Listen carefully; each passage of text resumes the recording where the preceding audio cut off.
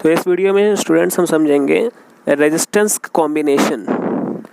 जैसे मान लीजिए हमको ज़्यादा लार्ज अमाउंट का रेजिस्टेंस चाहिए, ठीक है, तो हम छोटे छोटे रेजिस्टेंस को आपस में कंबाइन कर लेंगे। जैसे मान लीजिए हमें 300 ओम का रेजिस्टेंस चाहिए और हमारे पास जो रजिस्टर्स हैं, रेजिस्टेंस कौन प्रोवाइड करता है भाई? रजिस्टर प्रोवाइड करते हैं, ठीक है। और रजिस्टर हमारे पास मान लीजिए 100 ओम का है, 100 ओम रेजिस्टेंस का रजिस्टर है। अब हमको तो 300 ओम का रेजिस्टेंस चाहिए, तो हम क्या करेंगे, सिमिलर 3 रजिस्टर्स जो हैं इनको हम कंबाइन कर लेंगे, तो 300 ओम का हमको इक्विवेलेंट रेजिस्टेंस यहाँ पर मिल जाएगा। दैट मीन्स हमें यहाँ पर ये समझना है कि कैसे हम इस रजिस्टर को कंबाइन करेंगे, ठीक है ना, कॉम्बिनेशन ऑफ रेजिस्टेंस। तो रेजिस्टेंस को कंबाइन करने के 2 मेथड हैं, सीरीज कॉम्बिनेशन और पैरेलल कॉम्बिनेशन। तो पहला हम यहाँ पर समझते हैं सीरीज कॉम्बिनेशन। तो देखिए बेटा, सीरीज कॉम्बिनेशन में क्या होता है। तो मान लीजिए 3 रेजिस्टेंस हैं आपके पास,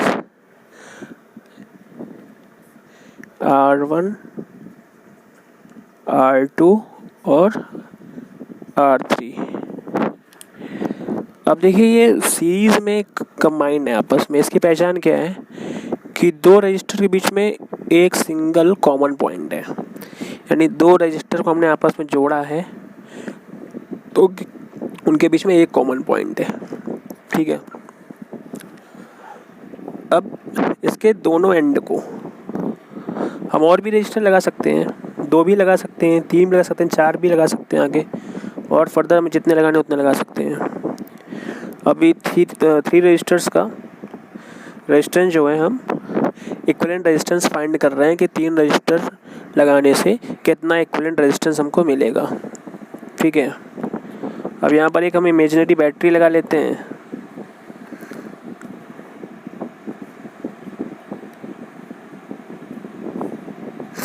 V वोल्ट,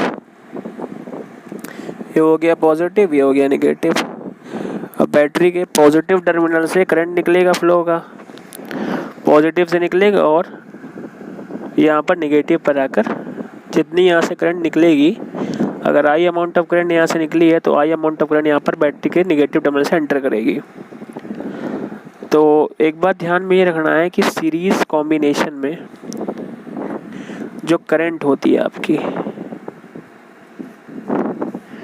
बेटा करंट जो यहाँ से निकली तो उसको सिंगल पाथ मिला, करंट को सिंगल पाथ है, ऐसे गई और ऐसे आ गई, तो करंट जो है तीनों रजिस्टर्स में सेम होगी।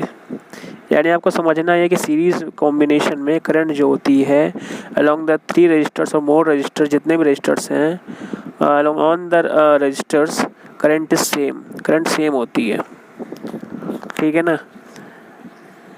अब वोल्टेज की अगर हम बात करें तो देखिए वोल्टेज क्या है, पोटेंशियल मान लेते हैं, चार्ज का पोटेंशियल है, और पोटेंशियल यहाँ से जो बैटरी का पोटेंशियल, जो करंट पोटेंशियल किसका है, फ्लो ऑफ चार्ज का यानी करंट का।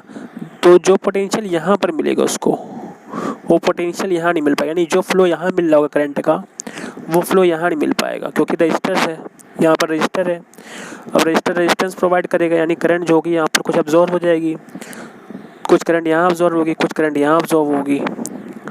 तो जो ये वोल्टेज है ना, वो हमको तीनों रजिस्टर्स में सेम नहीं मिलेगा, ठीक है, क्योंकि करंट जो हमको सेम, यहाँ करंट का सिंगल पाथ मिल रहा है, करंट तो सेम है, लेकिन जो पोटेंशियल है, पोटेंशियल बेटा तीनों में डिवाइड हो जाएगा, ठीक है।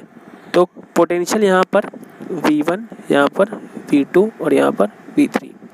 ये ध्यान रखना है, सीरीज में बेटा करंट सेम होती है, सिंगल पाथ होता है तो सेम होगी, और पोटेंशियल जो है, पोटेंशियल V जो है वो डिवाइड होगा, ठीक है। तो अब देखें यहाँ पर, तो जो टोटल पोटेंशियल है V1, V2, V3, पोटेंशियल यहाँ से जितना निकला है वही तो यहाँ पर बट रहा होगा, वही तो यहाँ पर डिवाइड हो रहा होगा, यानी V पोटेंशियल जो है वही तो इन तीनों V1 plus V2 plus V3 का सम होगा। वही जितना यहाँ से पोटेंशियल, यहाँ पर एग्जैक्ट जितना पोटेंशियल यहाँ पर स्टोर होगा वही तो तीनों में डिवाइड होगा। V1, V2, V3 का सम ये V होगा, ठीक है। अब आपने ओम्स लॉ तो पढ़ा ही है पहले। ओम्स लॉ क्या होता है बेटा, V equal to I into R, voltage equal to current into resistance. तो यहाँ पर V की जगह में बेटा क्या रखेंगे, I इंटू आर। अब V1 ये है। अब potential formula I into R, तो यहाँ पर करंट कितनी है, करंट तो सेम है तीनों में। अगर I करंट यहाँ से निकले तो इसमें भी I करंट होगी, इसमें भी I होगी, इसमें भी I होगी। तो करंट कितनी है I, और रेजिस्टेंस कितना है R1। V2 यानी V2 निकालने के लिए अब potential formula I into R, I कितनी है, I तो करंट है, करंट तो सेम है तीनों में, तो I तो I रहेगी। R यहाँ कितना है, R2 है, R2 रखो। अब V3 निकालना है, ये V3 यानी पोटेंशियल एट थर्ड रेजिस्टेंस। तो यहाँ पर अगर हम देख रहे हैं तो पोटेंशियल फार्मूला क्या होता है, current multiply by resistance. Current कितनी है यहाँ पर, करंट तीनों में सेम है, यानी I निकली तो I ही रहेगी, तो करंट I रहेगी, और रेजिस्टेंस कितना है, R3 है। अब देखिए I इन तीनों में I क्या हो गया, कॉमन हो गया, तो I हमने यहाँ से ले लिया कॉमन, तो R1 plus R2 plus R3, और यहाँ पे क्या है, I इंटू आर। तो स्टूडेंट्स I से I यहाँ पर हो गया कैंसिल। तो यहाँ पर हमने देखा कि जैसे सॉल्व करने पर R equal to R1 plus R2 plus R3, यानी इन तीनों का जो रेजिस्टेंस होगा उन तीनों का सम जो होगा वही इक्विवेलेंट रेजिस्टेंस होगा टोटल। तो जो इक्विवेलेंट रेजिस्टेंस होता है, जब सीरीज़ में कंबाइन करेंगे हम रेजिस्टेंस को, तो जितने भी रेजिस्टेंस होंगे, अब जितने भी हम डॉट हम n रेजिस्टेंस मान लो हमने अप्लाई कर दी है, n रजिस्टर्स है हमारे पास, तो उनकी रेजिस्टेंस जो भी है उनका अगर हम सम अप कर देंगे तो इक्विवेलेंट रेजिस्टेंस निकल आएगा। That means summation of the resistance of n resistors. Okay, तो यहाँ पर नोट करने वाली बात ये है कि सीरीज़ कॉम्बिनेशन में जो आपका करंट होता है वो सेम होता है अलोंग ऑन द रेजिस्टर्स, और पोटेंशियल जो होता है वो डिवाइड होता है।